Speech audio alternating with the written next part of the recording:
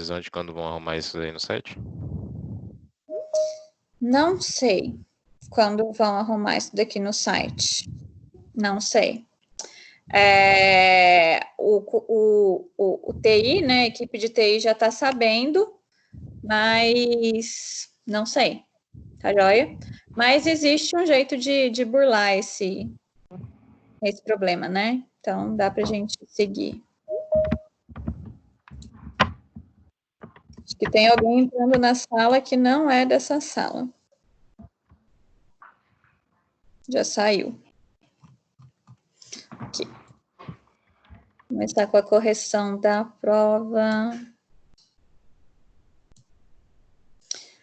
Bom, então a primeira questão, né? O nutricionista que gerencia uma unidade de alimentação e nutrição deve ter como objetivo elaborar e servir refeições adequadas sob os aspectos sensorial, nutricional e higiênico-sanitário, sem exceder os recursos financeiros previamente estabelecidos. A gestão desses custos é tarefa fundamental do gestor de UMUA. De modo geral, os custos são classificados do ponto de vista contábil, como diretos e indiretos, e do ponto de vista econômico, como fixos ou variáveis. Considerando essas informações, assinale a opção em que o demonstrativo apresenta um maior gasto mensal com custos variáveis. E aí, gente, essa questão aqui simples, né? Era só a gente primeiro identificar o que era fixo e o que era variável, certo? Variável é aquilo que, se eu vender mais, eu vou comprar mais, certo? E se eu vender menos, eu vou comprar menos, tá? Então, variável, o que a gente tem em todos esses exemplos? Eu vou ter só descartável e matéria-prima, né? Seguro é fixo, aluguel é fixo, internet e telefone é fixo, né? E eu nem cheguei a colocar a água, né? Porque a gente ficou naquela polêmica, lembram? Então, nem coloquei água aqui para não gerar dúvidas mesmo, tá? Então, era só somar aonde a gente tinha descartável e matéria-prima, onde dava mais esse valor. E no caso foi o B aqui, certo? Simples essa questão, gente? Difícil, fácil?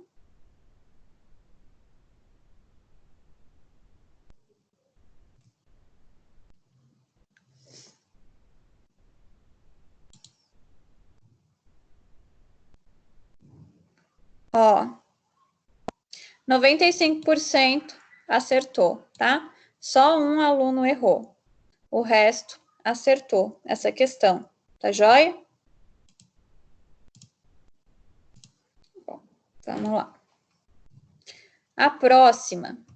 O ponto de equilíbrio é o indicador de segurança do negócio. É ele que mostra o quanto é necessário vender para que as receitas se igualem aos custos, que indiquem que o momento a partir das projeções de venda do empreendedor, a empresa estará igualando suas receitas e seus custos. Em outras palavras, o ponto de equilíbrio é uma importante ferramenta de gestão financeira para identificar o volume mínimo de faturamento, ponto de equilíbrio contábil, para não gerar prejuízos. Observe e analise as seguintes informações de uma determinada UAM. Aí a gente tem aqui insumos, R$40 por refeição, demais custos de despesas, 35 por refeição, salário de colaboradores, 15 mil no mês, e demais custos e despesas fixas, 10 mil. O preço de venda unitário, R$100, né?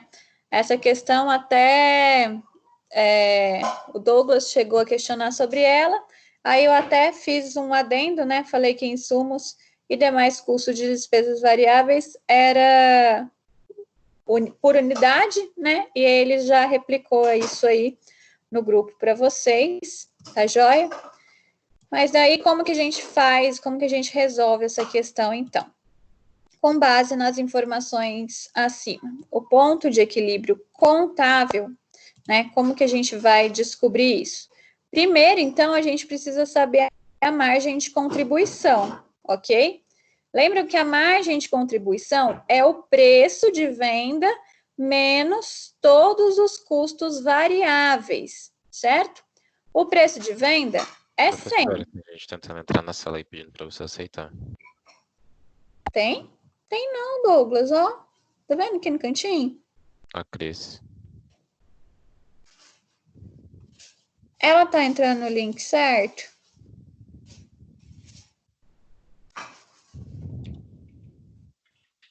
Porque você tá vendo aqui, ó, no cantinho? Sim. Sim, tô vendo.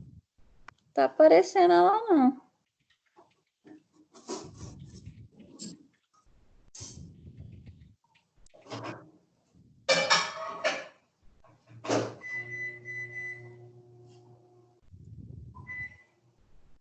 Vê com ela aí se ela tá com o link certo. Tá Acabei de joia? mandar o link para ela de novo. Obrigada. Então, bom, preço é R$100, né? De venda. Os insumos, 40, ok? E os demais custos e despesas variáveis, 35. 100 menos 40 menos 35 vai sobrar 25. Bom, qual é o total de gastos fixos? Eu tenho 15 mil mais 10 mil. 15 mil com 10 mil vai somar um total de 25 mil. Ok. Então, quantas refeições eu vou ter que vender, sendo que cada refeição que eu vendo contribui com R$25 para eu matar esse valor aqui, certo? Então, quantas refeições eu preciso vender para cobrir esse valor de 25 mil? Então, é só eu dividir 25 mil por 25, certo? Que é a margem de contribuição, e a gente chega num valor de 1.000 refeições. A questão está querendo o ponto de equilíbrio contábil. Se fosse o ponto de equilíbrio em unidades, vocês iam parar aqui, ó. Mas como ela está pedindo contábil, nada mais é do que a quantidade de refeições que eu preciso vender vezes o preço de venda, certo? Vezes o preço de venda. Bom, e aí, 1.000 refeições vezes 100 vai dar 100 mil. Certo, gente? Alternativa D. A Jéssica entrou na aula. A Jéssica é dessa disciplina mesmo?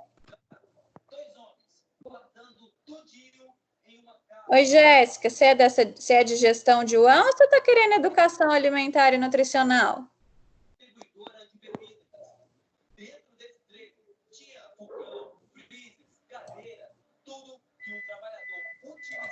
Enfim.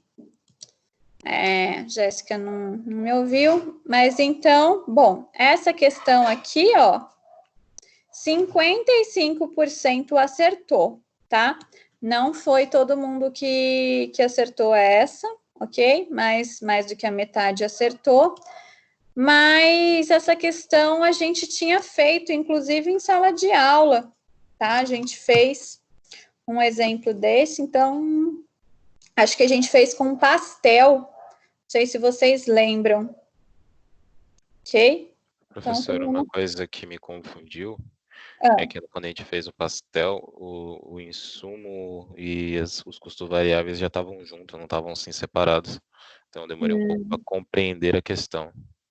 Entendi. Tava um grauzinho mais difícil, então, né? Sim, sim. Mas você conseguiu acertar essa? Sim, acertei. Depois de Acertou? 4 vezes fazendo, acertei. Então tá bom. Não pode desistir na primeira, né? Bom, aí a próxima foi a dissertativa, tá? Então, com o crescente número de refeições realizadas fora de casa, aumenta a demanda por unidades de alimentação e nutrição. São inegáveis os impactos sociais e econômicos dessa atividade, bem como o fato de a qualidade da alimentação servida nesses locais ser determinante para a saúde e o bem-estar da coletividade. Em 2013, o Conselho Federal de Nutricionistas lançou a campanha nacional Alimentação Fora do Lar. Na hora de escolher o que e onde come, não conte com a sorte. O alerta é direcionado àqueles que se alimentam em lanchonetes e restaurantes.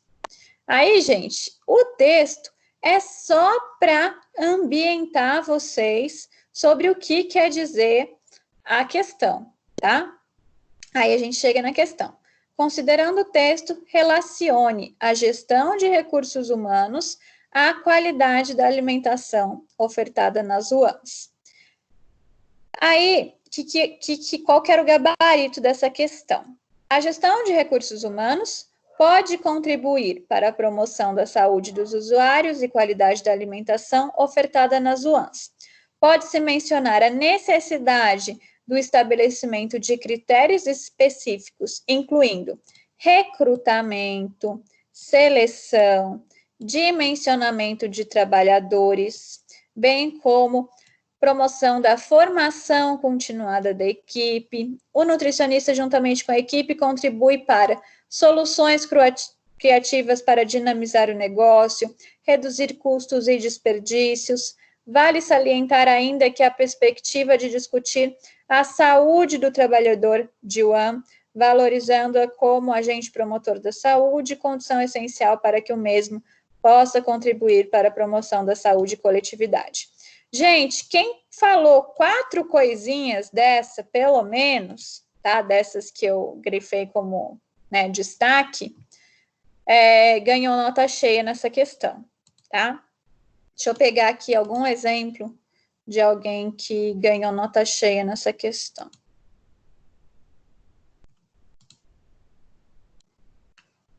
Qual questão que é essa? É a 5.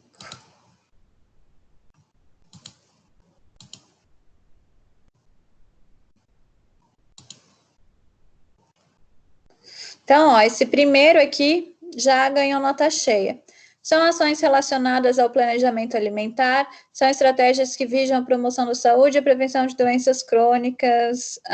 Ok, essa parte nem precisava, mas depois. Dentre as ações relacionadas ao planejamento de refeições e UAM, podemos citar o diagnóstico alimentar e nutricional. Aqui, ó.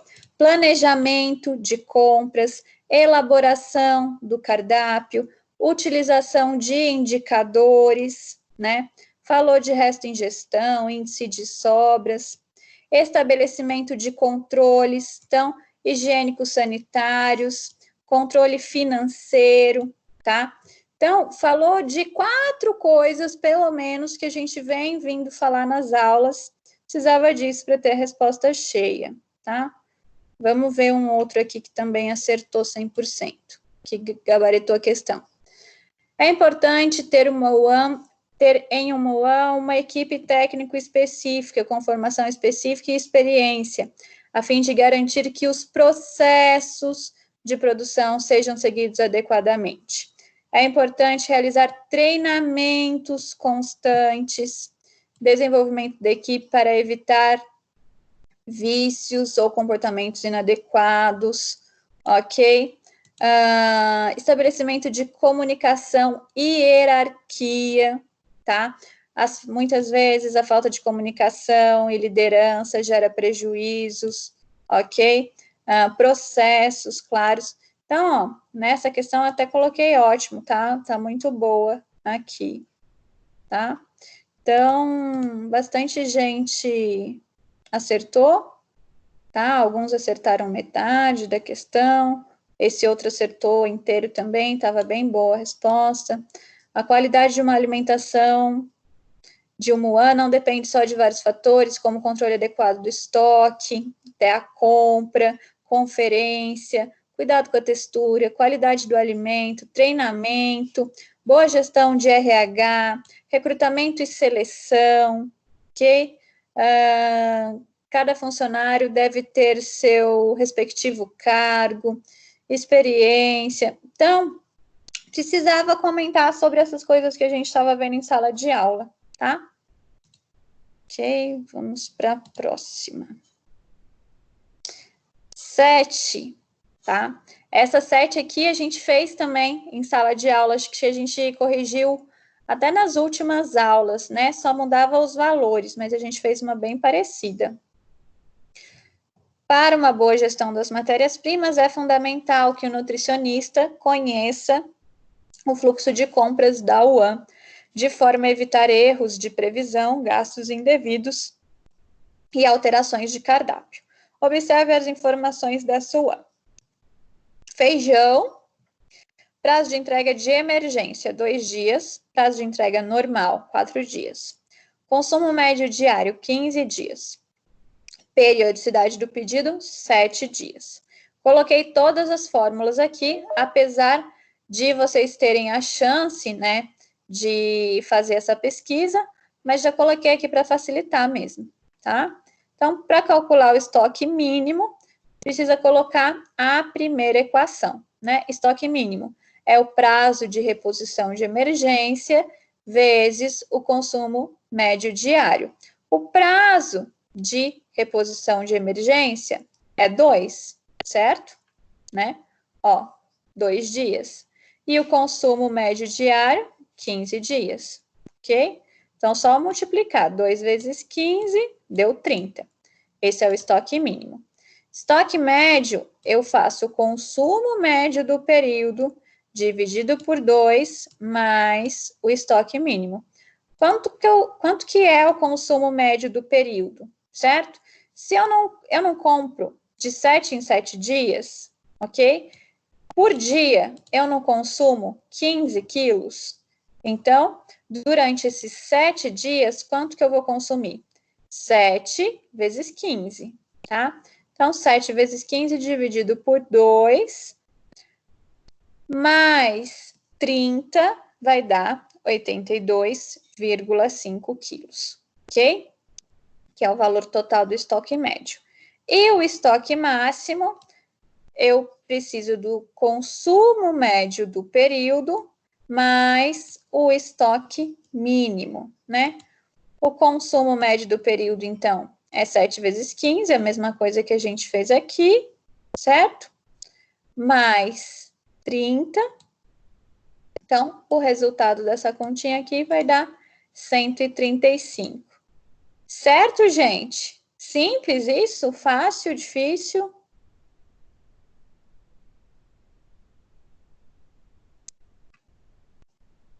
Então, é essa alternativa aqui, ó. 30, 82 e 135, tá? Que a gente encontrou aqui. Vamos ver quantos acertaram essa.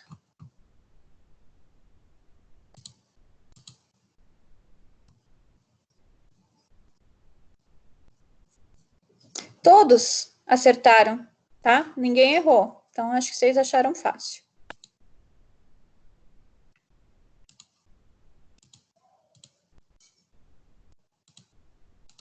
Aqui. Uma função de compras bem-sucedida em uma operação de serviços de alimentação é integrada com uma série de procedimentos de recebimento, armazenamento e estoque de alimentos e suprimentos. Procedimentos operacionais padronizados para essas atividades são de especial importância para assegurar que os produtos entregues atendam aos padrões de qualidade pré-determinados e sejam mantidos sob condições que preservem essa qualidade até que o item seja enviado para a produção. No recebimento e armazenamento de gêneros alimentícios, é correto afirmar que os locais destinados à estocagem devem ser rigorosamente limpos, sem resíduos de alimentos e sujeiras ou outros materiais fora de uso? Tá certo, né? Então, não tem nada errado aqui, é essa, certo? A embalagem deve ser íntegra e limpa. O rótulo é importante, mas se alguns itens da mesma caixa estiverem sem rótulos, deve receber? Não pode receber, né? Todos têm que ter rótulo. Produtos reprovados devem ser devolvidos no ato do armazenamento? Não, é no ato do recebimento. Os gêneros alimentícios que tiverem validade mais próxima devem ser posicionados para trás. Não, tem que ser mais para frente, né? Se vai vencer, tem que estar mais fácil de alcançar. Alimentos e caixas e recipientes com alimentos devem estar em contato com o piso? Não, né? Jamais. Certo? Então, vamos ver aqui. Todo mundo acertou essa, tá? Então, acredito que vocês tenham achado fácil também. Vamos para a próxima. Mário, cozinheiro de Muan, precisou apenas de parte do conteúdo da lata de leite condensado para preparo de um doce. E não gostaria de desperdiçar o restante.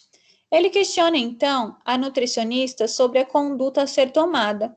Assinale a alternativa que apresenta as medidas orientadas pela nutricionista a fim de proporcionar o armazenamento adequado do produto, tá? Então, mantê-lo na embalagem original? Não. Então, não é. Isso está errado. Não precisa nem ler o resto. Esse também não. Dobrar a receita do molho? Não. Também não, né, gente? Se ele não precisa fazer tudo isso, ele não tem que fazer. Transferir o conteúdo? Sim. Primeira parte, ok. Recipiente adequado com tampa, identificá-lo com o nome do fornecedor do fabricante, nome e marca do produto, modo de conservação, prazo de validade e data de transferência. Tá certo, né? Tá certinho aqui, tá? Então, é essa. Esse daqui tá falando conservar em temperatura ambiente, né? Não, isso tá errado, tá bom? Vamos ver aqui. A maioria acertou, tá? 2 erraram só. 10. É muito importante que o gestor conheça seu negócio para não deixar nas mãos de terceiros cuidados essenciais como uma boa gestão de custos. O conhecimento do assunto auxilia o gestor de negócio a ter uma boa gestão financeira, administrar e controlar os gastos, os custos gerados na produção e comercialização de serviços ou produtos. Sobre o funcionamento da unidade de alimentação e nutrição e controle de custos, identifique a alternativa correta. Bom, a utilização da receita padrão e porcionamento adequado não interfere na efetividade do controle de custos de uma UAN? Está errado, né? Interfere. Se eu não faço um porcionamento adequado, eu vou ter um custo maior, assim como se eu não utilizar uma receita padrão. A organização do espaço físico e determinação de fluxos de produção são medidas que racionalizam a produção, mas não interferem no custo. Não, interferem sim, né? Se eu faço um espaço sem um fluxo adequado, as pessoas podem levar mais tempo para fazer o preparo, e aí eu posso precisar de mais mão de obra, e isso vai aumentar o meu custo.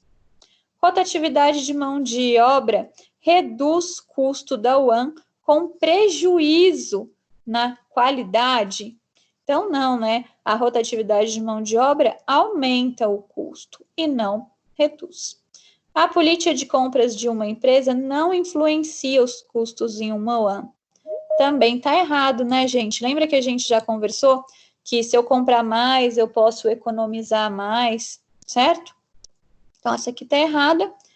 E planejamento de produção, per capita e controle do número de refeições e acompanhamento da aceitação do cardápio para evitar sobras e resto em gestão elevados, reduzem os custos sem prejuízo na qualidade. Então, tá certo, né? Eu preciso ter um planejamento e acompanhamento da aceitação para que eu não tenha prejuízos, ok? Então, bom, vamos ver. Todo mundo acertou essa também, tá? Conhecer sobre a gestão de recursos humanos é de grande importância para o sucesso de uma empresa, independentemente do serviço que ela oferece, porque as pessoas são necessárias para o desenvolvimento de qualquer processo e, desta forma, fundamentais para que a missão e os objetivos sejam alcançados. Sobre a gestão de recursos humanos, assinale a alternativa que indica corretamente o processo cujo objetivo é avaliar as competências, habilidades e qualificações dos candidatos, bem como sua adequação e pertinência em relação às exigências do cargo, né? Gente, esse aqui é o processo de seleção, né? Tá na cara. O resto a gente nem falou, né? A gente falou de recrutamento, mas recrutamento é quando a gente divulga a vaga para atrair os candidatos, certo? Então, é seleção. Vamos ver aqui quantos acertaram. 12 acertaram, tá? Alguns colocaram recrutamento, mas a gente sabe que não é recrutamento, tá? É seleção, ok? Recrutamento é quando eu tô fazendo quando eu tô divulgando a vaga, tá? Para atrair meu candidato. E a penúltima. No restaurante da Carol, os gastos com custos fixos totalizam 15 mil por mês. Sabe-se ainda que os valores totais gastos com custos variáveis foram de 5 mil no período, para a fabricação e venda de 5 mil refeições. O preço de venda de cada refeição é R$ 4,00 e a empresa trabalha 25 dias por mês. Nem precisava dessa informação aqui, tá? Com base nesses dados, calcule o custo variável unitário de cada refeição, a margem de contribuição de cada uma das refeições e o ponto de equilíbrio, quantas refeições devem ser produzidas e vendidas por mês. Então, bom, como que eu calculo o custo variável unitário? Eu sei que o meu custo variável no mês, no total, foi 5 mil, certo? E eu sei que com isso eu vendi 5 mil refeições. Isso foi suficiente para eu vender 5 mil refeições. Então, é só eu dividir 5 mil por 5. Eu tenho que o meu custo variável unitário é R$1, ok? Bom, eu tenho que o meu preço de venda é R$4. A margem de contribuição, quanto que vai ser? É o meu preço de venda menos o meu custo variável unitário. Então, 4 menos 1, 3, certo? Já consegue saber a outra coisa que está pedindo aqui. E, por último, o ponto de equilíbrio, certo? Lembrando que aqui, ó, é o ponto de equilíbrio em unidades, não é o contábil, tá bom? O ponto de equilíbrio, como que eu faço mesmo? Se eu tenho um custo fixo de 15 mil, quantas refeições eu preciso vender, sabendo que cada uma vai contribuir com R$3 para eu pagar esses 15 mil. Então, 15 mil dividido por 3, eu preciso vender 5 mil refeições. Então, alternativa B, tá? 1, 3 e 5 mil. Vamos ver a porcentagem de acerto dessa, ok? 7 acertaram, tá? 35%. Essa acho que foi a que vocês mais erraram aí. Tava muito difícil essa, gente?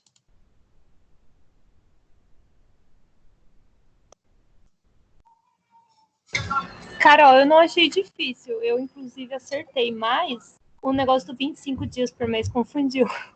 Não sei, mas acho que foi isso que confundiu. Pode ter sido mesmo, Cris. Nem precisava dessa informação, tá? É uma informação extra aí, acaba... Às vezes a gente lê a questão e quer usar todas as informações, né, disponíveis. Mas aí é um momento para a gente filtrar e se atentar só no que está precisando. Tá joia? E a última. Todo gestor precisa estar de olhos muito abertos na famosa hora de recrutamento e da seleção de futuros colaboradores. Escolher a pessoa certa para ocupar um cargo na empresa é fundamental. Sobre os processos de recrutamento e seleção, avalie as afirmativas a seguir.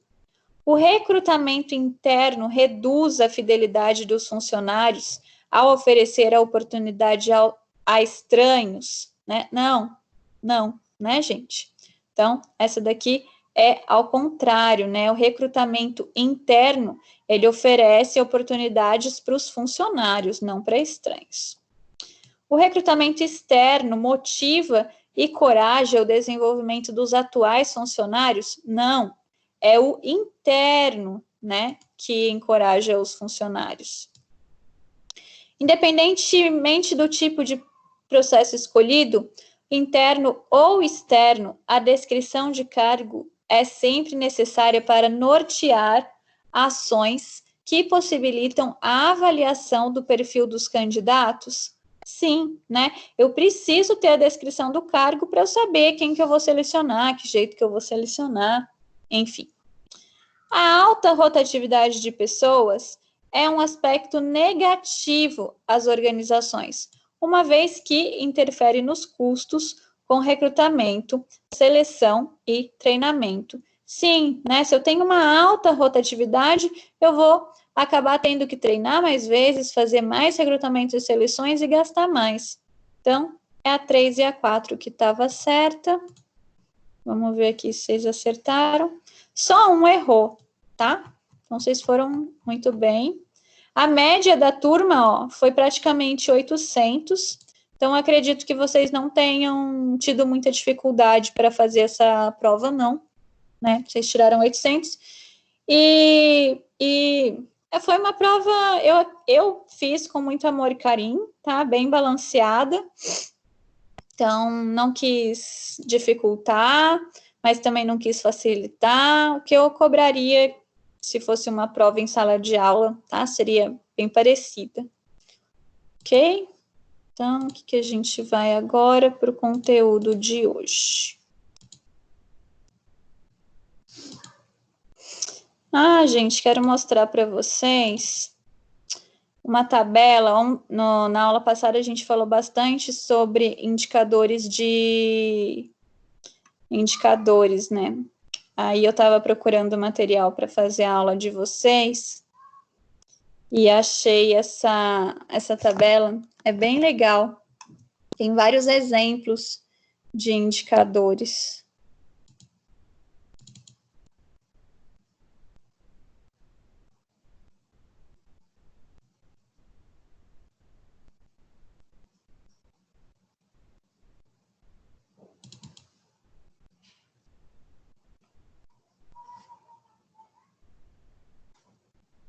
Hoje a gente vai terminar mais cedo, né? Vocês vão fazer vista de prova com a Carol 8h40. É isso, né? Vocês combinaram com ela? É isso mesmo, Carol. Isso, ok. A aula de hoje é curtinha, tá? Aí eu já libero vocês.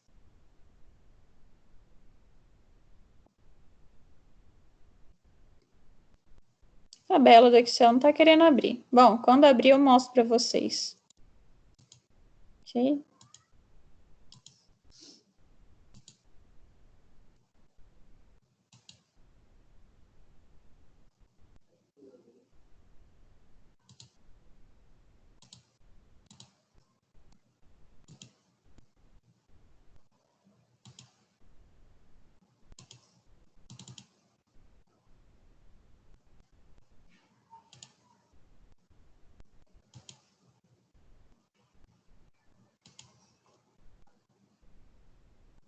Estão enxergando minha tela ainda, né?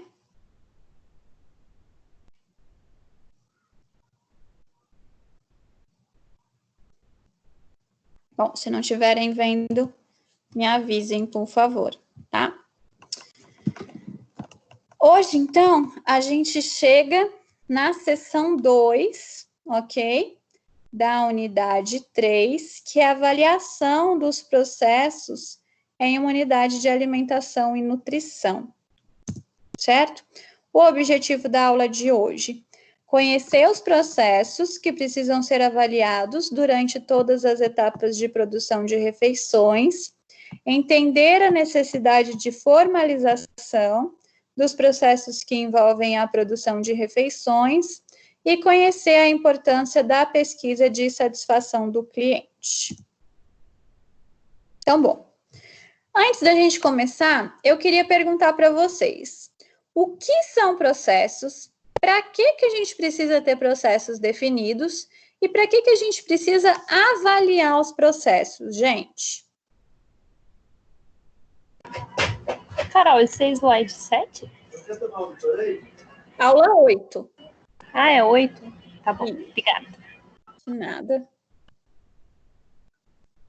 E aí, gente? Alguma sugestão?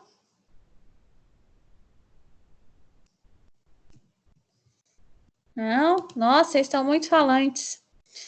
Vamos assistir um vídeo que a gente tem parte dessas respostas e a gente tem outras respostas durante a aula, ok? Esse vídeo bem interessante. Acho que é um vídeo do Sebrae.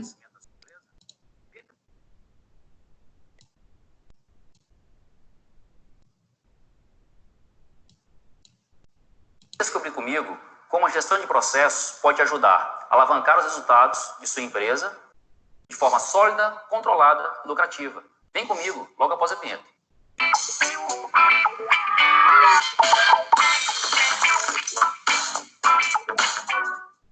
Seja bem-vindo. Esse é o Sebrae Talks, o canal de conteúdos do Sebrae. Um espaço para falarmos sobre o mundo de negócios e, principalmente, como gerir melhor a sua empresa. Hoje vamos falar sobre gestão de processos e como pode ajudar a sua empresa no crescimento. Principalmente, trazendo a melhoria contínua. Quer saber como? Aí só no final que eu vou contar. Mostre que você já está assumindo o controle e baixe o conteúdo que aparece na descrição do vídeo. Se inscreva no canal e ative as notificações, porque tem sempre coisa nova para você. Agora deixa eu me apresentar. Eu sou Davidson Rossetti, engenheiro e pós-graduado em gerência de projetos. Sou diretor e consultor da Zorzal Consultores, atuando com gestão de negócios, modelos de gestão e gestão de processos, todos os aspectos voltados para a gestão empresarial. Já pude contribuir com diversas empresas, melhorando não só os seus processos, mas, sobretudo, os seus resultados. Já que vamos falar sobre processo, então vou começar apenas contextualizando de forma rápida o que é processo. Bom, processo nada mais é do que um conjunto de atividades interrelacionadas ou interativas que visam pegar entradas e entregar o resultado pretendido. Aqui eu coloco a seguinte questão. Entenda que é um resultado, ou seja, é uma saída desse processo. E outra coisa muito importante, é pretendido, é intencional. Eu não vou esperar que o processo entregue esse resultado por acaso. São as atividades e os controles que me deram a oportunidade de fazer o melhor processo e a melhor entrega. E agora, vamos entender quais são os elementos que compõem um processo. Nós temos as fontes de entrada, as entradas, as atividades que são processadas, a saída desse processo e os recebedores das saídas. Vamos colocar aqui um processo relativamente simples, que seria fazer um bolo, tá? E aí, primeira coisa que tem que pensar, quem vai receber esse bolo? São os recebedores dessa saída. E aí você me diz, eu vou fazer um bolo para minha filha. Ela me pediu que ela quer um bolo de chocolate com cobertura de chocolate. Então, eu sei muito bem quais são os requisitos. Logo, eu determinei qual é a saída. Assim, eu vou pensar, onde eu vou conseguir isso? Eu vou no vizinho, vou no mercado? Onde eu vou conseguir os ingredientes para fazer esse bolo? Dessa forma vai ser feito.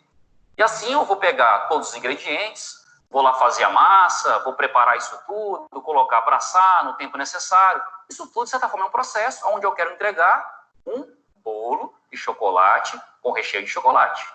Entretanto, eu quero surpreender. Aí eu fico pensando logo na cereja. Aí eu me preocupo com a cereja, eu falo, a primeira coisa que eu faço, eu nem penso nos requisitos. Eu vou comprar logo a cereja, porque a cereja que é importante para mim. Eu quero encantar. E aí o que eu faço? Eu vou lá e me desprendo na hora de fazer o processo, perco de certa forma o controle e não me dou conta e o bolo queima. Ou de repente eu coloco um ingrediente diferente, o bolo sai de laranja. Eu vou entregar aquele bolo bonito, cobertura de chocolate, né, com a cereja. Importante primeiro a cereja. Aí a pessoa vai cortar o bolo, no caso, né, minha filha, vai cortar o bolo e ela se dá conta que o bolo é de laranja. E aí, mas tem a cereja, mas não foi a cereja que ela pediu. E aí isso acontece em muitas empresas. A gente se preocupa tanto com o diferencial, a cereja, e não se atenta a quais são os requisitos específicos para a entrega para aquele cliente. Isso é muito importante. E agora, o que é importante ser levado em consideração na hora de se estruturar um processo? Como já falamos antes, as entradas e as saídas. Os requisitos são algo fundamentais, né, para que a gente possa, de fato, entregar aquilo, como o próprio ditado já diz, o combinado não sai caro, aquilo que foi combinado com o cliente. Então, entender de fato a saída vai ajudar a entender, logicamente, qual é a entrada. Outro aspecto importante, e diria até que fundamental, que as empresas às vezes não se dão conta com isso, são os controles. Mas os controles, eles não são só nas saídas, entender lá no final se o produto ou o serviço ele saiu de forma adequada. Eu tenho que ter controles intermediários para garantir que ao longo do processo eu identifique os problemas e os trate antes de chegar no cliente. Tem situações que eu percebo onde eu pergunto, qual o objetivo desse processo? E me dizem assim, esse aqui é um processo de entrega, é lógico que é entregar no prazo, é um objetivo principal. E eu pergunto, nos últimos 6 meses, quais foram as vezes que você, de repente, não entregou no prazo? Aí o empresário pensa e fala, olha, teve, acho que no mês passado, um cliente reclamou, no outro mês outro cliente reclamou. O cliente reclamar é um indício importante, mas não é o principal controle. Nós temos que ter os nossos indicadores, né? Porque o cliente também pode, de repente, não ter reclamado e foi ruim para você. Ele foi com um aspecto ruim, porque ele está avaliando a percepção dele, né? E uma coisa muito importante que eu coloco aqui é a questão de ter esse controle. E aí eu vou colocar uma frase aqui. O que não se registra, não se mede. O que não se mede, não se controla. E o que não se controla, não se gerencia. Daí está a importância de controlar. Vou trazer mais um exemplo do nosso cotidiano, tá? Para ficar mais fácil. Se eu perguntar para alguém, de repente, né, de vocês, se você está com saúde, você pode me responder o seguinte: olha, eu estou com saúde sim, porque eu me alimento bem, né, tenho práticas saudáveis. Será que isso é suficiente para dizer que está com saúde? Permita-me discordar, mas na verdade você está com hábitos saudáveis. Né? Para que você possa, de fato, saber se você está com saúde, você tem, primeira coisa, fazer os exames. Os exames necessários para garantir lá se a sua taxa de colesterol está adequada. Então, isso é o quê? São os registros conforme parâmetros estabelecidos que vão dizer justamente se a sua saúde está no controle. E aí o médico vai dar se não tiver, o médico vai fazer todas as possibilidades lá, te dar as receitas necessárias, indicar o que tem que ser feito para que você possa gerenciar, né, a sua saúde. Então, não dá para ir no achismo. A gente tem que ter certeza, contra fatos e dados no argumento. E o controle é fundamental nos processos. E aí você deve estar se perguntando, né, como fazer, como identificar os indicadores da minha empresa? Bom, primeira coisa, você tem que entender de forma muito clara quais são os processos da sua organização. E assim, para cada processo, entender qual é o objetivo. Vou voltar com aquele exemplo da entrega. Se o meu objetivo é entregar no prazo, necessariamente eu tenho que ter um indicador de prazo. Isso é óbvio. Por quê? Porque é justamente dessa forma que eu consigo ter os indicadores corretos. A gente vê muitas organizações que têm diversos indicadores e acabam o quê? Não utilizando, porque não mede de forma correta o processo, não tem um link com o objetivo do processo. Então a dica é, pense no indicador que tem a ver com a entrega do processo, com o objetivo do processo. Essa é a dica. E agora, para descomplicar um pouquinho mais, eu vou trazer um exemplo que eu identifiquei aqui, conversando com a Vanessa. Ela tem um procedimento bem estabelecido de todos os takes que estão acontecendo aqui. Ela até agora ficou perguntando para mim qual era o take que estava aqui.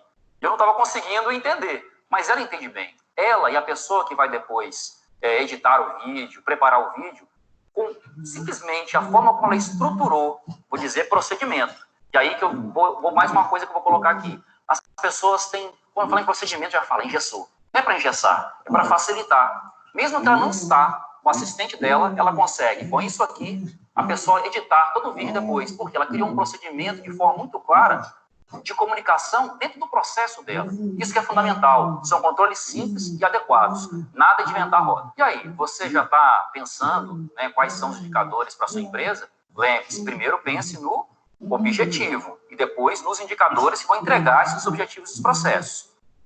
Deixa aí nos comentários, né, o que você me diz, se de fato está conseguindo já identificar quais são os indicadores, porque o Sebrae vai responder todos eles.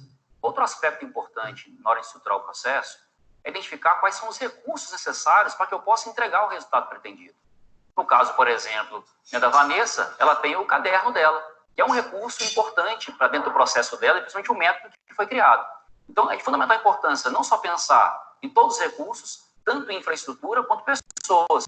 Ter as pessoas dentro da competência necessária, né, treinar correta, para que, de fato, o processo possa entregar o melhor resultado. Outro aspecto importante, aí falando de pessoas, é a questão que muitas vezes as empresas negligenciam um pouco isso, que é o quê? A questão das autoridades e responsabilidades em relação ao processo. Tem uma frase de Demi, que é referência mundial em qualidade, que ele diz o seguinte: a maioria dos problemas estão nos processos e não nas pessoas. Parece estranho, mas não é isso. Vamos entender junto. Porque você imagina, se de alguma forma as pessoas não sabem exatamente quais são as entregas, ela pode ser o mais competente possível, que dificilmente ela vai fazer a melhor entrega. Então é fundamental que as pessoas estejam claras de quais são as responsabilidades dela, mas também é importantíssima a autoridade. A gente pensa, não, mas espera aí, autoridade, só quem tem é gestor. Eu não tenho autoridade, algumas pessoas falam. Eu vou dar um exemplo, gente, de um porteiro, né, que é uma função muito conhecida. Muitas empresas, às vezes, determinam que na portaria só pode entrar o quê? Com crachá. E aí, falam, olha, não pode entrar ninguém que não esteja com crachá. Às vezes chega um diretor de outra unidade, e aí a pessoa vai entrar e ele fala, olha, o senhor não pode entrar, não conhece, você não pode entrar aqui, porque você está sem crachá. E por que ele faz isso? Porque deram essa autoridade para ele. Olha, se chegar qualquer pessoa sem crachá, tem que avisar fulano, tem que chamar a polícia, sei lá o que tem que fazer, mas deu autoridade para ele. Então é muito importante perceber que pessoas que às vezes executam os processos, não só aqueles que são gestores do processo, precisam saber as responsabilidades e autoridades das suas atividades. E aí, está gostando do conteúdo? Deixe seus likes aqui para que a gente possa perceber isso e cada vez mais trazer melhores conteúdos para você. Bom, já que falamos, né, de toda a estruturação de processo, de alguma forma, de indicadores, né, quais são as etapas, né, para se construir um processo, eu queria falar agora para vocês algo que é muito importante. É fundamental planejar, né, entender quais são os indicadores. Muito mais importante é, de fato, colocar em prática. E aí que vem o X da questão. Os controles têm que ser adequados à organização, ao porte dela, aos recursos que ela tem. Isso é fundamental. E para que eu consiga manter melhoria contínua, eu tenho que pensar, logicamente, no PDCA, que vem a ser o quê? Planejar. Então, eu tenho que planejar as minhas atividades. Eu tenho que desenvolver conforme foram planejadas. Eu tenho que checar isso, controlar isso, né? E isso vai me impulsionar o quê? A agir. Aí eu queria trazer uma observação para esse agir. Quando eu ajo, identificando, de repente, nesse meu controle, algo ruim, eu não posso simplesmente pegar e fazer de novo, ter retrabalho, desperdício. Eu tenho que pensar, sobretudo, como evitar que esse algo ruim aconteça de novo. Isso é fundamental. As empresas, às vezes, elas gastam muito tempo agindo em corrigindo, gastando tempo, às vezes, até planejando. Mas como elas não só corrigem, não vão na causa raiz da questão, esse ciclo ele não é contínuo. E por isso acaba isso sendo um pouco engessado nas organizações. Então, o grande segredo é, faça o ciclo de fato girar. Assim, o seu processo vai fazer sentido. A grande parte das empresas, na verdade, elas começam, né, impulsionadas por uma ideia, por uma oportunidade de negócio, ou até por uma especialidade. E com isso, as empresas acabam não fazendo de forma efetiva a estruturação, organização e controle dos processos. Então, reflita. Com certeza, todos nós queremos mais clientes, mas para ter mais clientes, precisamos ter a estrutura de processos bem feita, com os indicadores corretos, para garantir que vamos continuar tendo qualidade, produtividade, entregando melhor para o nosso cliente. Se você ainda não baixou o material, aproveite para fazer agora. Bom, gente, então retornando aqui, né, os processos, eles são fundamentais, certo? O que é o processo? Então, ele vai ser um passo a passo para eu saber, né, para eu conseguir gerar o meu resultado. Então, como se fosse uma receita de bolo mesmo, certo? E eu vou ter processo para tudo, né? Eu tenho processo para o recebimento, eu tenho processo para o armazenamento, eu tenho processo para lavar a louça, para distribuição, para elaboração dos pratos, para tudo eu preciso ter processos definidos. E se eu não tiver os processos definidos, os funcionários não vão conseguir saber, certo? Adequadamente o que eles vão fazer. Então, eu posso ter o melhor funcionário do mundo, funcionário ético, o melhor cozinheiro, todo nomeado, mas se não está tudo definido, se não tem o passo a passo do que é para ser feito, alguma coisa vai dar errado ali na minha empresa, tá? E para eu avaliar por que eu preciso avaliar os processos, né? Para ver se está tudo bem, para ver se eu preciso mudar os processos, para ver se o meu resultado está sendo adequado, certo? Para ver se eu não poderia substituir esse processo e economizar mais, por exemplo, né? Então, eu preciso de indicadores para avaliar esses processos e também os resultados, ok? Bom, então, para eu ter um funcionamento adequado dentro da minha UAM, eu preciso normatizar todas as operações que vão ser executadas, né? Então, eu preciso criar normas para todas as operações. Essas normas, elas vão possibilitar a racionalização do trabalho, então elas vão possibilitar que os funcionários entendam como o trabalho vai ser executado e isso vai permitir uma constante avaliação do serviço também, tá? Sempre em busca da melhoria contínua, certo? A gente falou bastante na aula passada de melhoria contínua. Bom, o processo de avaliação de um serviço, então, ele é uma estratégia para decidir como enfrentar e resolver os problemas, né? Então, ele vai me permitir que eu desenvolva essas estratégias e que eu enfrente esses meus problemas.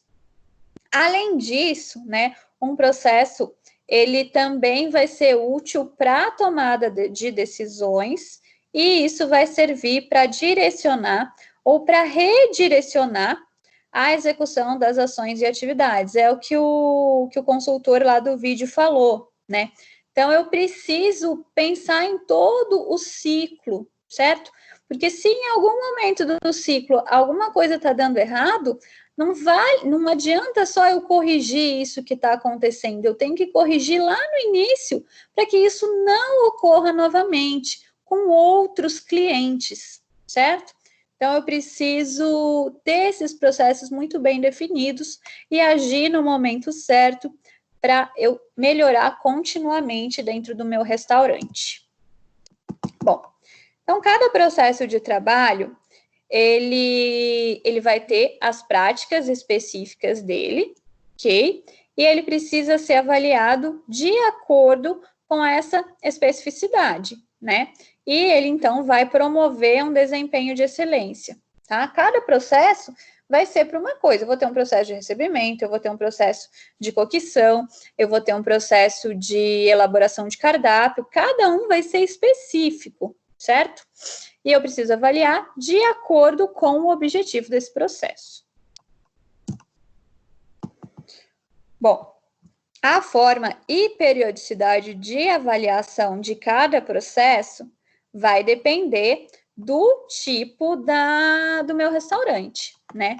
Então, eu posso ter um restaurante pequeno que eu não precise fazer uma periodicidade de avaliação tão grande quanto se eu tivesse uma cozinha industrial, por exemplo, né?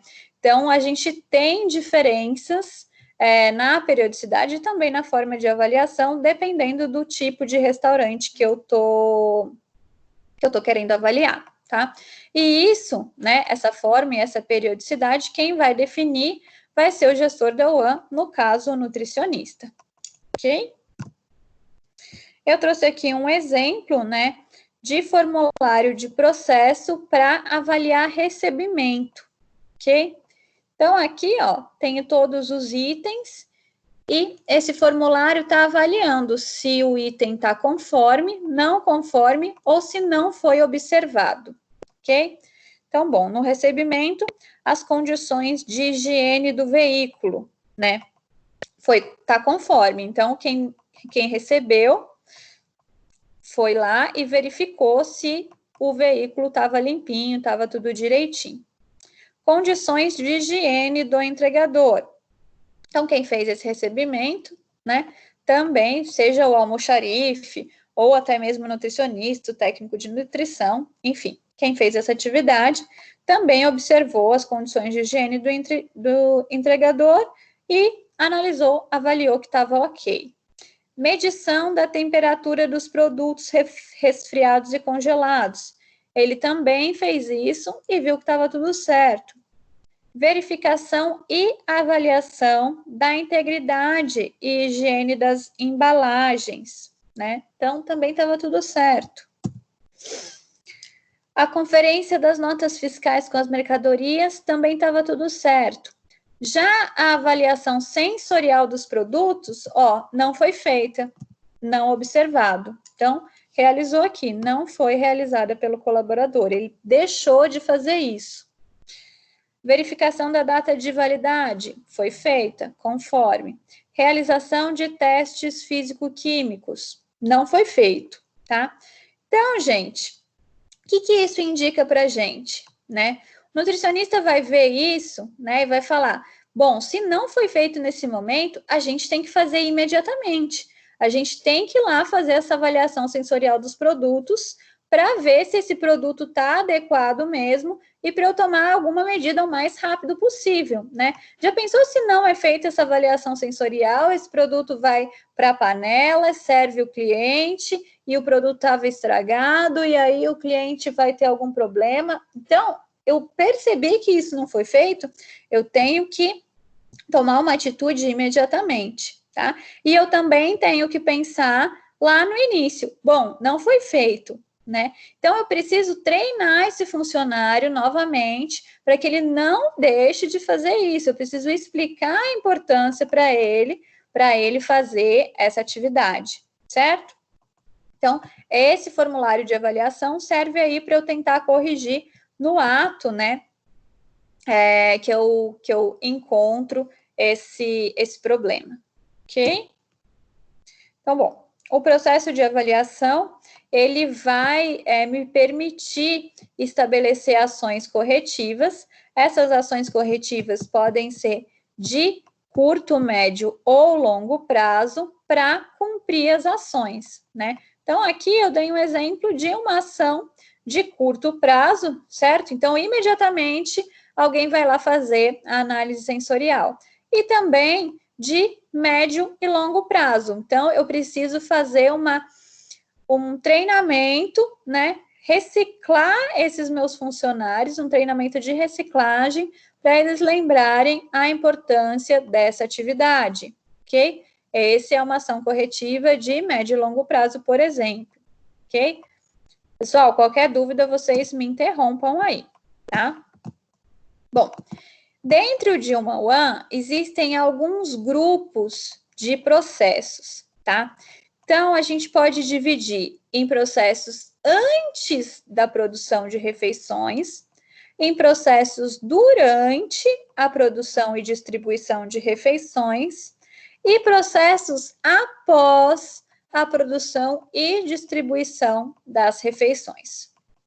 Bom, dentre aqueles que são feitos antes da produção de refeições, a gente tem, por exemplo, o planejamento de cardápio, a estimativa do número de refeições.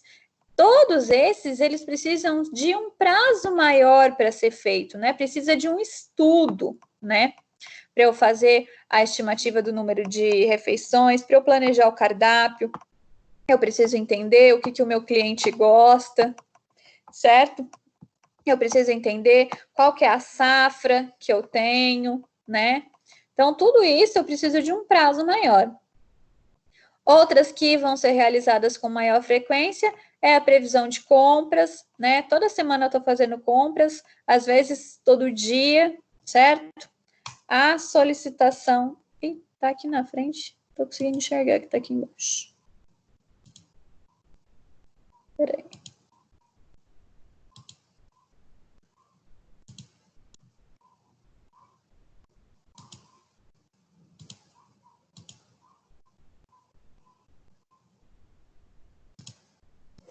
Bom, então, a solicitação ao fornecedor, né? Então, são coisas que eu vou fazer com maior frequência, ok? Outra coisa aqui também é os processos que vão acontecer durante a produção e distribuição de refeições. Aqui eu tenho todo o pré-preparo, né? Toda a questão de higiene, certo? É durante a produção de refeições. A segurança do trabalho, se o meu funcionário está usando a luva com malha lá de ferro para fazer o corte de carnes, certo? Supervisão de higiene. Então, a lavagem de mãos está sendo feita corretamente, a lavagem dos alimentos, né? Está sendo feita corretamente, a lavagem, a limpeza das bancadas. Fator de correção e cocção dos alimentos, né? Os alimentos estão rendendo o que deveriam render, certo? Lembra que a gente falou desses indicadores na aula passada? O controle do número de refeições servidas, né? Eu estou conseguindo servir a quantidade que eu imaginei, que eu me programei, certo? O porcionamento está sendo adequado. Como está sendo a apresentação das preparações? Está igual tá na foto do cardápio, né? Como que está sendo o relacionamento dos funcionários com os clientes? Então, o copeiro que está subindo lá para as unidades de internação, está se relacionando bem com os pacientes, certo? Então, aqui a gente tem exemplos tanto para restaurantes comerciais, quanto para restaurantes industriais, quanto para restaurantes hospitalares, certo? Tudo isso vai se aplicar para todos, tá? A gente tem também processos que acontecem depois da distribuição de refeições, que vai ser uma avaliação geral do serviço, né? Eu vou ver se todos os processos ocorreram em conformidade com o planejado, ok? Bom, aqui então eu tenho um exemplo de roteiro para supervisão de colaboradores de UAN, ok? Então, aqui, quais são os itens, né, para se observar? Os hábitos de segurança, né? Todos estão usando o EPI e seguindo as regras, certo? Eles estão demonstrando cuidado durante o trabalho, né? Eles estão preservando os nutrientes dos alimentos, obedecem todas as regras para dividir os alimentos, manuseia corretamente os alimentos, faz o descongelamento de forma correta, ok? Então, aí a gente tem um outro exemplo, né? Os hábitos de higiene pessoal, né? Tá de uniforme, o calçado fechado, a unha não tá pintada, tá sem barba e bigode, o cabelo tá dentro da touquinha. Então, tudo aí deve ser observado. Bom, e aí a gente tem aqui como a gente pode fazer análise e avaliação do número de refeições servidas, tá? Através desse indicador aqui. Esse indicador, eu vou pegar o número de refeições previstas. Então, por exemplo, eu previ que hoje eu vou vender 100 refeições, certo? E vou dividir pelo número de refeições servidas de fato, certo? Então, por exemplo, eu servi 90 refeições, ok? E aí, gente, eu posso, né, para eu fazer essa previsão do número de refeições que eu desejo vender, eu posso simplesmente colocar uma margem de segurança, tá? Então, geralmente, eu vendo mesmo 100 refeições por dia. Então, eu preciso, né, colocar uma margem de segurança de pelo menos 10%, porque pode ser que eu venda mais, certo? Então, eu vou prever um pouquinho mais, 110 refeições, vai ser nesse caso, tá? Ou eu posso pegar e calcular a média da variação das quantidades máximas e mínimas. Então, bom, num dia bom, eu vendo 150 refeições. Num dia ruim, eu vendo 130 refeições. Então, essa variação, 20 refeições. Então, bom, essa é a variação, então eu vou utilizar essa variação para eu fazer essa minha previsão, tá? Então, bom, se num dia bom eu vendo 150 refeições e no dia ruim eu vendo 130 refeições, eu vou utilizar essa média aí e incorporar nessa minha previsão, tá? Esse é o método sugerido pelo livro didático de vocês, e esse de 10% é o método sugerido pelo livro que eu uso também para complementar a aula de vocês, que é o Mesomo. Eu deixei até, inclusive, no último slide, o livro aí para vocês, caso vocês queiram dar uma olhadinha também, tá?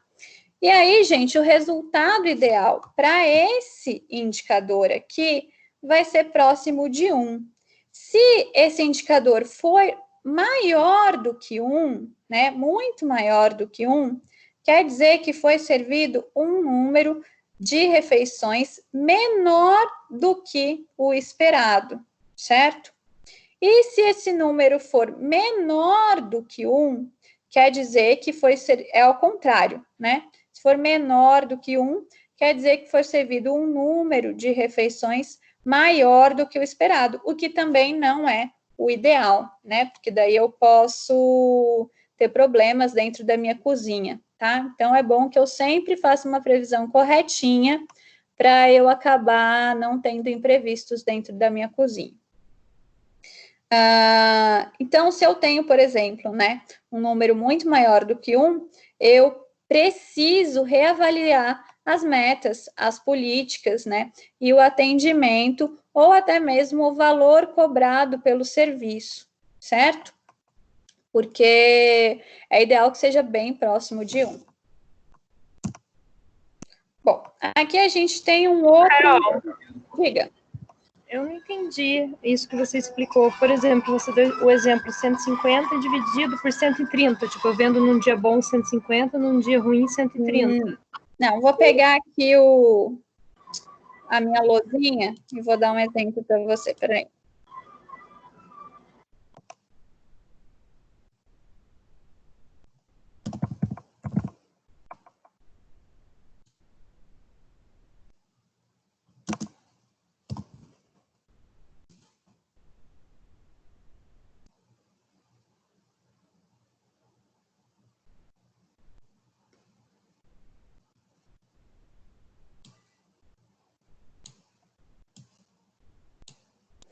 Então, tá chegando aqui, né? A luzinha, né? Sim. Então, bom. Vamos pensar que, geralmente, eu vendo 100 refeições. É a média de refeições que eu vendo por dia, tá? Aí, para eu calcular o número de refeições previstas, eu posso fazer esse cálculo aqui, através da média de variação, ou eu posso simplesmente usar 10%. Eu recomendo usar esse 10% aqui, que é a recomendação que a gente tem no livro da Mesomo, tá? Então, eu posso fazer assim, 100 refeições, que é o que eu geralmente vendo, mais 10% de 100, isso vai ser igual a 110, ok? Então, essa vai ser as refeições previstas, igual a 110, tá? Aí, eu vou colocar que esse valor aqui é o número de refeições previstas sobre o número de refeições servidas de fato. Então, eu previ 110, preparei 110, mas eu vendi só 80 refeições. Então, 110 dividido por 80, quanto dá, gente?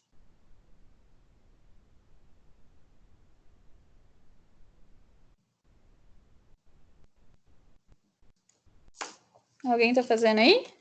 Deu 1,37. 1,37? Isso. Ok. Então, gente, quer dizer que, ó, esse número foi maior do que 1, não foi? Maior do que 1? Quer dizer que foi servido um número de refeições bem menor do que o esperado. O esperado não era 110, né? E eu não servi só 80, certo? Isso quer dizer que foi vendido um número de refeições bem menor do que o esperado, tá? É isso daqui que está aqui nesse quadrinho, ó. Se o número for maior do que 1, foi vendido o número de refeições menor do que o esperado, e isso quer dizer que eu preciso reavaliar os meus processos. Cris, deu para entender? Nossa, é porque é muito óbvio, né? E aí eu acabei confundindo. Tá ótimo, professora, eu super entendi agora. Tipo assim, mesmo, né? 110 é óbvio que... nem precisaria ser feito esse indicador. Mas deve ter casos que é necessário, né? Sim. Não, tá certo, mas assim eu entendi. Obrigada, viu? Imagina. O ideal é que a gente sempre trabalhe, né, para esse indicador aqui ser o mais próximo possível de 1, tá? Professora, então, diga. Eu entendi toda a conta, entendi certinho aqui, mas assim, o número de refeições previstas, eu não entendi da onde que a gente tira. É observando o andamento das vendas? Isso, então, geralmente, tá? Eu vou ter uma anotação lá e eu vou ver quanto eu vou vender por dia, certo? Aí, a média do que eu vendo no restaurante é 100, tá? Geralmente, a média, né? Eu somei a quantidade que eu vendi na semana toda e dividi pelos dias da semana e a média deu 100. Mas eu preciso fazer um pouquinho a mais, porque pode ser que venha mais gente, né? Eu não posso estar despreparado. Aí eu ponho esse 10% aqui, que é um valor indicado nos livros, ok? Entendi. Então, assim, a gente observa as vendas de um período, tira a média, e a partir daí a gente, por exemplo, esse 100, a gente observa ali as vendas de um período, sei lá, uma semana, um mês, e aí a partir disso que a gente estabelece esse primeiro número da previsão, então, das vendas. É isso, né? Isso mesmo, tá? Beleza. Tá bom. Aí, dependendo da variação das vendas do seu restaurante, às vezes você pode até, ao invés de fazer da semana e do mês, fazer do dia da semana. Então, por exemplo, às quartas-feiras, tá? Porque pode ser que tenha um restaurante que tenha muito movimento na sexta-feira, porque sexta-feira é dia de feijoada. Então, você pode fazer a média só das sextas-feiras, e isso pode ser mais útil no seu caso. Mas vai ter restaurante que não tem muita diferença, certo? Aí pode usar o mês todo. Por exemplo, restaurante universitário, bandejão, né? Às vezes as pessoas não consomem muito na sexta, porque na sexta elas vão embora mais cedo para casa. Aí, então, é interessante que eu faça a média separado da sexta-feira. Aí eu tenho que ver como que é o andamento no meu restaurante, se tem muita variação do dia da semana ou não. Se tiver, eu levo isso em consideração, tá bom? Belezinha, professora, valeu. Imagina. Então, bom. Outro indicador aí é a avaliação das sobras, né? Também chamado de indicador de restos, tá? O indicador de resto, eu utilizo duas informações, ok? O peso da refeição distribuída e o peso da refeição rejeitada. O que é a refeição distribuída, tá? É aquilo que eu vendi, né? No caso do restaurante por quilo, é muito fácil, né? Porque eu já estou pesando, ok? Se eu tiver um restaurante por quilo, eu posso simplesmente pesar diretamente as refeições servidas, tá? E consigo esse dado dessa forma.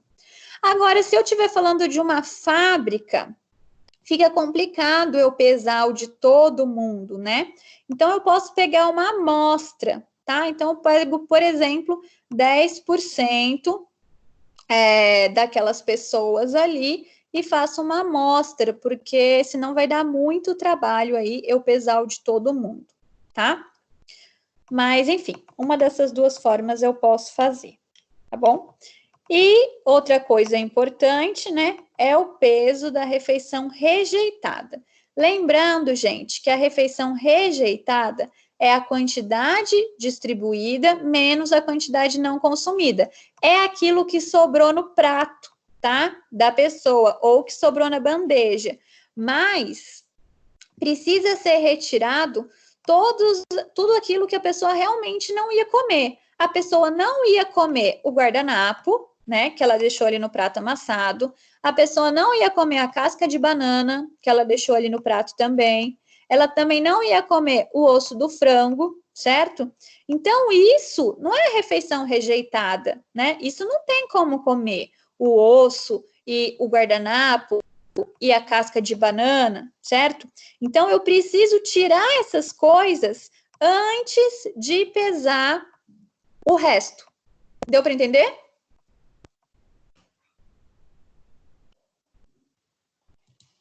Bom, acho que sim. Ninguém falou nada. Então, bom, eu pego esses dois valores, né, e coloco nessa fórmula aqui, tá? Então, é o peso da refeição rejeitada vezes 100 dividido pelo peso da refeição distribuída, ok? E aí, vai dar um valor percentual, tá?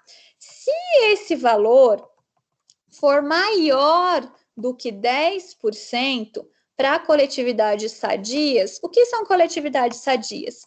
São pessoas saudáveis, né? Então, uma escola, uma fábrica, certo?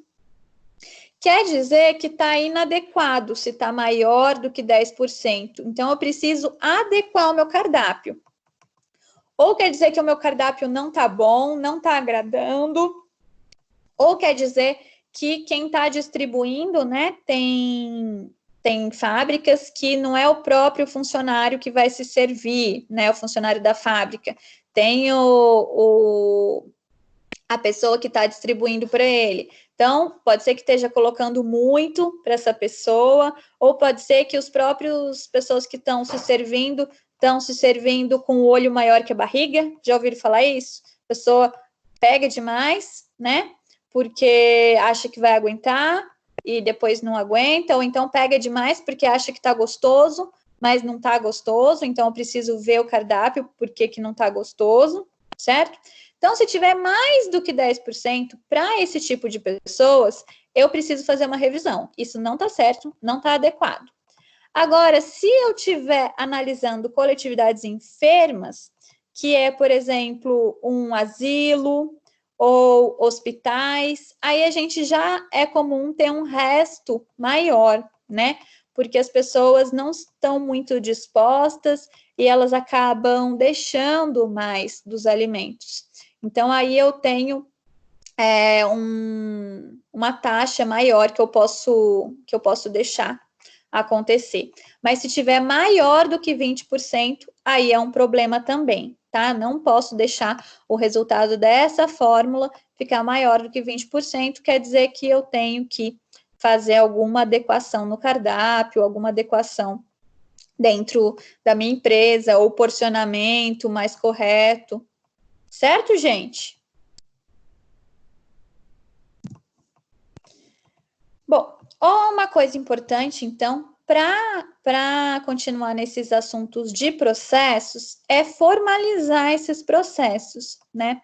Então, eu posso formalizar os processos em forma de manuais, rotinas e fluxogramas.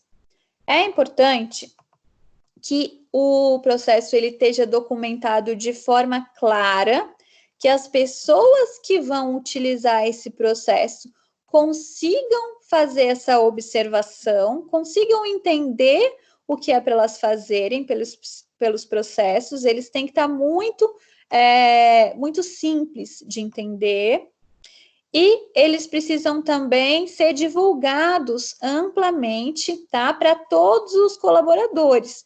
Todos devem seguir esses processos, ok? Então, eles vão estar dentro dos manuais. Esses manuais, eles são os documentos que vão ter todas as normas da empresa, e daí vai estar escrito como que funciona a empresa, tudo formalizado direitinho, certo? Eles são elaborados para ter um relato, né, dos objetivos de cada etapa do processo. ok? Eu tenho uns exemplos que eu vou mostrar para vocês. Então, vai ter todas as informações sobre o funcionamento da empresa, e eles não devem ser feitos sem e não modificados, tá? Então, eles precisam ser modificados se acontecer alguma alteração nos processos, se acontecer alguma alteração, por exemplo, comprou uma máquina nova. Então, a forma de fazer fritura vai mudar. Então, eu comprei uma máquina de lavar louça nova para minha empresa. A forma de lavar a louça vai mudar. Isso tem que ser atualizado nos meus processos e nos meus manuais, ok? Então, o manual de serviço de Umuan tem que ter uma parte só de organização, que é a respeito do objetivo da empresa, né? Qual é a missão, a visão, os valores da empresa, qual é a estrutura administrativa da empresa, né? Então, a gente tem, por exemplo, o fluxograma ali de quem responde a quem, okay? Qual é a competência de cada um, as normas gerais de funcionamento da empresa. Precisa ter também o quadro de pessoal, quem são os funcionários, qual é a função de cada um dos funcionários, quais são as tarefas de cada um dos funcionários, ok? Precisa ter também uma parte sobre instalação e equipamento, o layout da unidade, a planta da unidade, quais equipamentos existem, como esses equipamentos funcionam, ok? Sobre os funcionamentos, né, aqui é muito importante, principalmente os procedimentos, tem também os formulários, os objetivos, especificação, rotina de utilização. Tem um exemplo aqui para mostrar para vocês. Então, do funcionamento, né, a gente tem a descrição de cada passo para realizar uma atividade. Então, é importante que o colaborador consiga, através desses passos, atingir o objetivo ali no caso, tá? Então, o objetivo pode ser preparar um prato, né? Ou o objetivo pode ser fazer um recebimento, certo? Isso vai ser útil para evitar os improvisos pelos funcionários e também minimizar os erros, e vai permitir para o gestor enxergar com mais critério e atenção a necessidade de cada passo que vai compor uma atividade. Então, bom, aqui eu tenho um passo a passo de como que eu vou elaborar um procedimento. Então, o primeiro ponto é o cabeçalho, né? Então, lá no topo da folha, precisa constar o nome e o logotipo da organização, precisa ter também o título do procedimento, qual o processo que ele se aplica, né? Precisa estar identificado também com um código, né? Para ser fácil de achar. O número da revisão, quantas vezes esse processo foi revisado até ser publicado, a data que esse processo foi publicado, ok? Outro ponto também é o rodapé, né? Que também vai ajudar a identificar esse procedimento. Lá vai estar escrito quem que verificou esse procedimento, quem que aprovou isso. Outro ponto é a página, né? Então, eu preciso ter escrito lá, página 2 de 5, por exemplo, para eu já logo saber que aquele procedimento tem 5 páginas, né? Vai que está perdido alguma página e eu penso que o processo para lá na página 3 e não sigo o resto da orientação, porque eu não encontrei as outras páginas. Então, precisa estar escrito a quantidade de páginas. E aí, o mais importante, o corpo do procedimento, né? Então, qual é o objetivo desse procedimento? Como que vai ser a aplicação dele? Se existem normas, de quem é a responsabilidade, né? Então, por exemplo, o recebimento vai ser responsabilidade do almoxarife, certo? A operação, o conteúdo propriamente dito. Então, por exemplo, lembra que eu falei para vocês que quando fazia o recebimento e chegava itens estocáveis e itens perecíveis ao mesmo tempo, a gente recebia primeiro os perecíveis, né? E depois os não perecíveis. Então, isso vai estar dentro desse procedimento aqui, certo? Isso tem que estar descrito para o meu almoxarife saber o que ele tem que fazer, tá? Não basta eu ter passado para ele só durante o treinamento, né? E eu posso também colocar alguns anexos, né? Como fluxogramas, por exemplo, ou modelo de formulários, tudo isso dentro do procedimento. Então, aqui tem um exemplo, né? Aqui, ó, parte de cima, né? O cabeçalho que eu falei para vocês, tá? Objetivo, descrição, os termos e definições, tudo direitinho. Bom, então, a gente tem também os fluxogramas, né, que vai ser a representação gráfica dessas rotinas. O objetivo é mostrar a sequência do trabalho, e isso vai ser útil porque eu consigo ver, né, como que eu vou utilizar os recursos e materiais e também os recursos humanos de forma adequada, né? Eu vou conseguir visualizar isso facilmente, então vai me ajudar no meu trabalho. Eu posso ter a organização, quem que eu respondo, né? Isso pode ser colocado na forma de fluxograma. Tem até um exemplo disso aqui. Então, ó, aqui em cima o nome, né, do presidente. Aí depois eu tenho logo em seguida um subordinado que é o administrativo. Esse presidente, ele vai ser superior ao gerente operacional e ao gerente administrativo, tá? Esse exemplo aqui não é de específico da nutrição, tá? Mas só para vocês entenderem, né?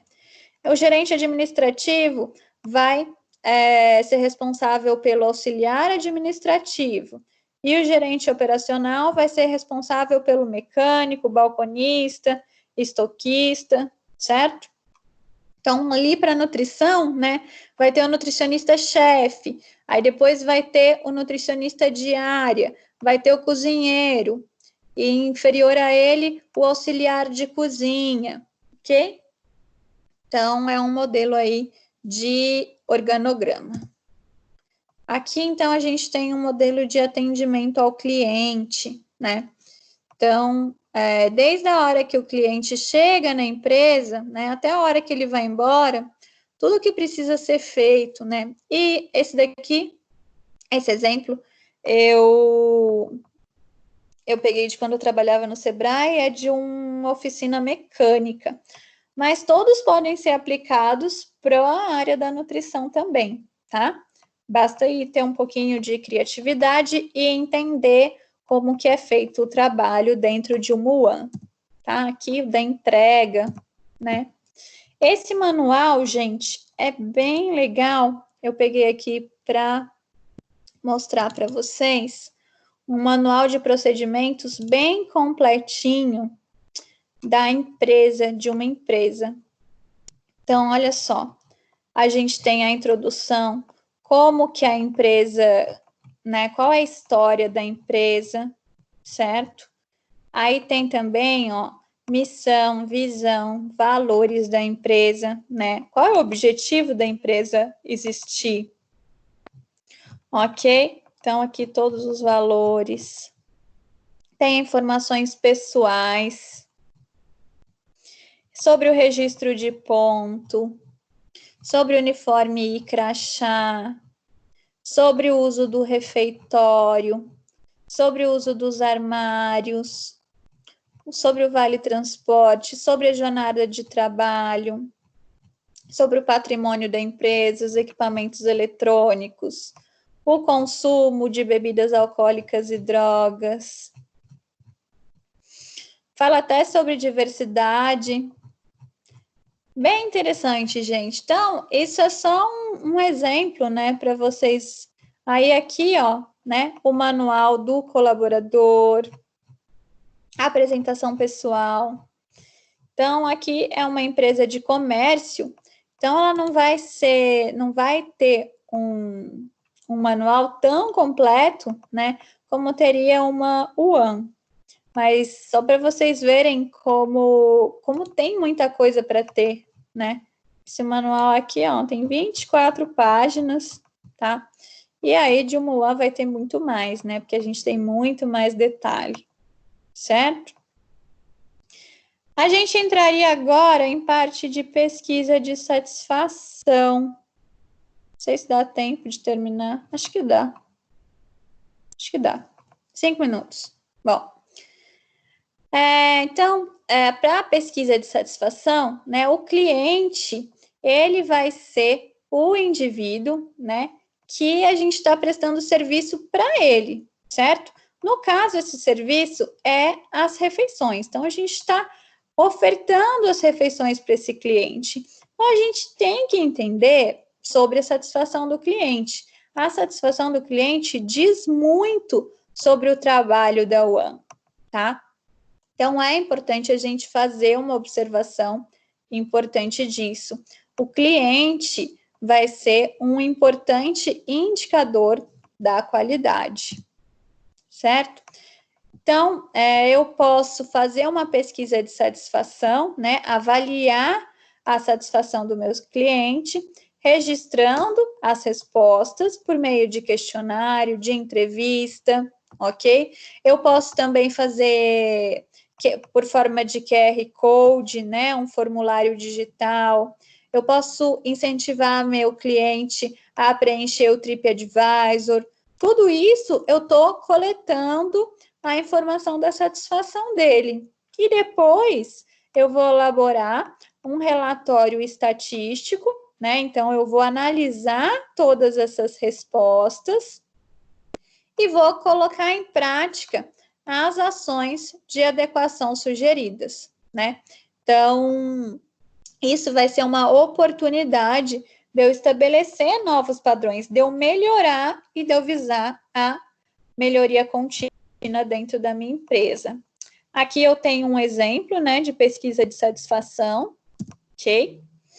Então, tem diversos itens e aí o cliente vai responder se concorda em partes ou discorda, né? Então, as preparações são variadas, tem aroma e sabor agradável, como é a consistência, né? O ambiente do refeitório é agradável, ela é servida em quantidade adequada, enfim, esses itens. E aí, gente, é importante eu separar, tá? Se eu quero saber o atendimento prestado da equipe, pode ser ideal que eu faça pesquisas separadas, para eu querer saber sobre o atendimento e sobre o alimento. Se eu fizer tudo junto, uma impressão pode atrapalhar a outra, né? Então, às vezes, o cliente, ele gosta tanto do alimento que ele vai acabar respondendo bom para tudo. Ele viu que está perguntando do alimento, ele é bom em tudo. Ou então, às vezes, o cliente odeia o alimento, mas gosta do atendimento, certo? Então, uma coisa pode acabar interferindo na outra. Então, se eu conseguir fazer pesquisas separadas, em momentos separados, pode ser uma boa ideia, tá? Para eu avaliar o atendimento prestado pela equipe e outra para eu avaliar o alimento ofertado. E lembrando também que o tipo de questionário ele vai ter que ser variável de acordo com o grau de instrução, faixa etária e classe. Então, se eu quero avaliar, por exemplo, refeição servida na escola para crianças, eu posso colocar aquelas carinhas de smile, né? Carinha triste, feliz, certo? Se eu quero avaliar em um restaurante de alto padrão, que vá pessoas muito chiques, eu posso fazer um questionário mais elaborado, eu posso fazer na forma de QR Code, porque eu vou saber que todo mundo tem um smartphone e vai conseguir responder. Agora, se eu for avaliar um restaurante mais popular, né, eu já não posso utilizar um QR Code, né, e também não posso usar um vocabulário muito robusto. Então, eu tenho que pensar nisso também, ok? Agora a gente chegaria nessas questões aqui, mas como já são 8h40, a gente vê elas na próxima aula. Pode ser? E daí vocês vão lá para a aula da Carol para vocês fazerem o visto de prova. Tava muito difícil, gente, a prova dela?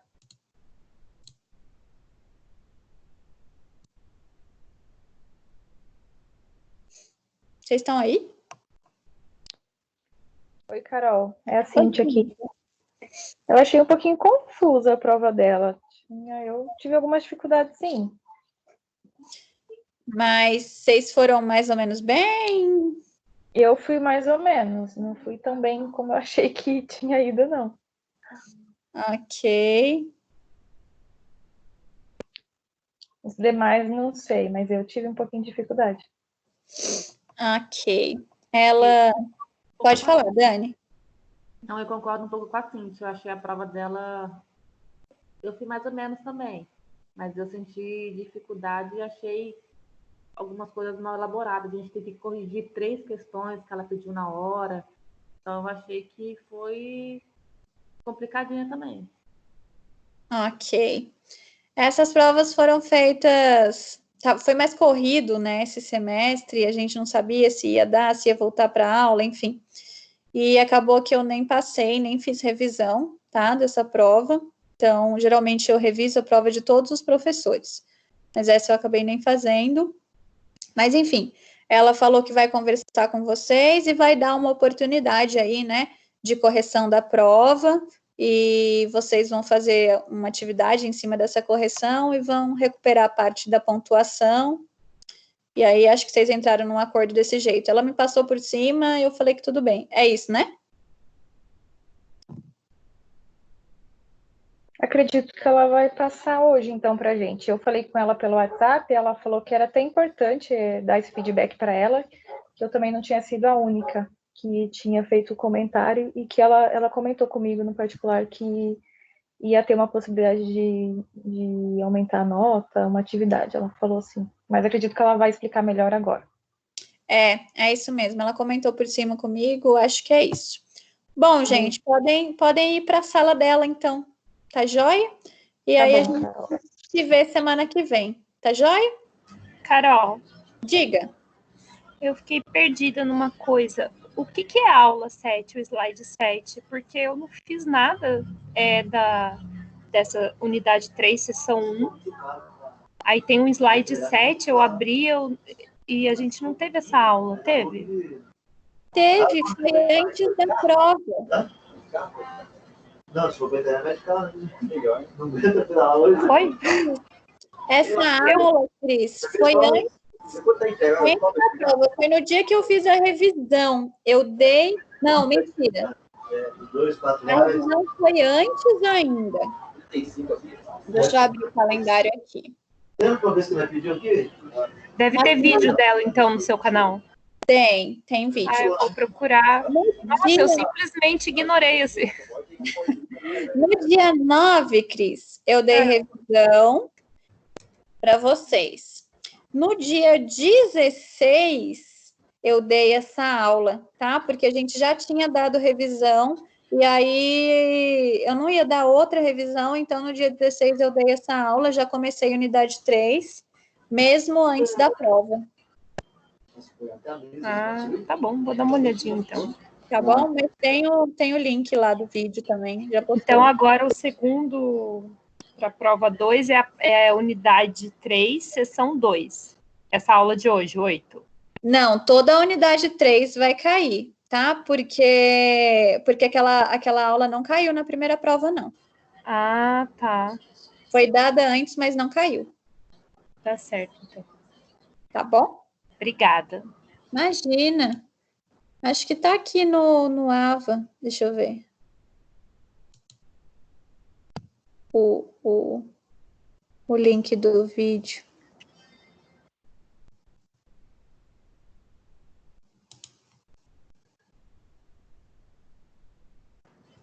Não, tá. O slide 7 está na unidade 1 da sessão 3. Aqui, ó. Esse aula 7. Tá só o slide, não tá o vídeo? Ah, tá o vídeo também, ó. Tá vendo? Eu vou abrir de novo. O meu não abriu esse vídeo. Mas você tá vendo aqui, né? Sim, eu vou abrir, eu vou... Ah, Nossa, tá. eu não sei o que aconteceu, eu não apaguei esse dia, não vi essa aula. Acontece, não tem problema. Mas eu vou ver então. Obrigada, viu? Vou deslogar. Imagina. Tchau. Tchau, tchau.